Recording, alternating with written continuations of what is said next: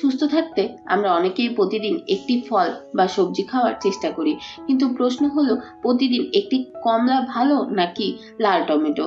আজকের ভিডিওতে সহজভাবে জানবো আপনার শরীরের জন্য বেশি উপকার আর কোনটি কাকে বেশি মানায়। প্রথমে বলি কমলা নিয়ে।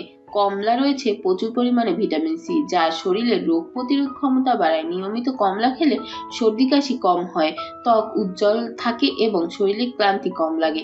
এছাড়া কমলা রক্তচাপ নিয়ন্ত্রণে সাহায্য করে এবং হার্টকে সুস্থ রাখে। এবার আসি লাল টমেটোর কথায়। লাল টমেটোতে থাকা লাইকোপেন নামের শক্তিশালী অ্যান্টিঅক্সিডেন্ট, যা শরীরের ভেতর থেকে পরিষ্কার করে এবং হৃদযন্ত্রকে সুরক্ষা দেয়। এটি ত্বকের বয়সজনিত সমস্যা কমাতে সাহায্য করে। ডায়াবেটিস রোগীদের জন্য বেশ উপকারী।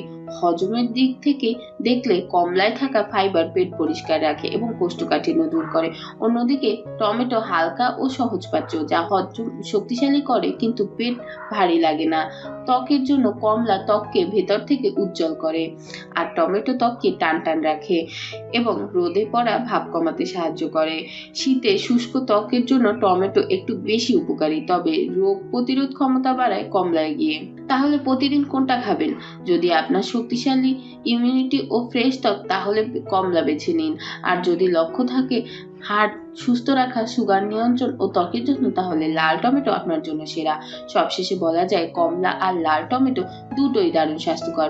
ভালো ফল পাবেন যদি সপ্তাহে কয়েকদিন কমলা আর কয়েকদিন টমেটো খান। ভিডিওটি ভালো লাগলে লাইক দিন, শেয়ার করুন এবং এমন উপকারী ভিডিও পেতে চ্যানেলটি সাবস্ক্রাইব করতে ভুলবেন না।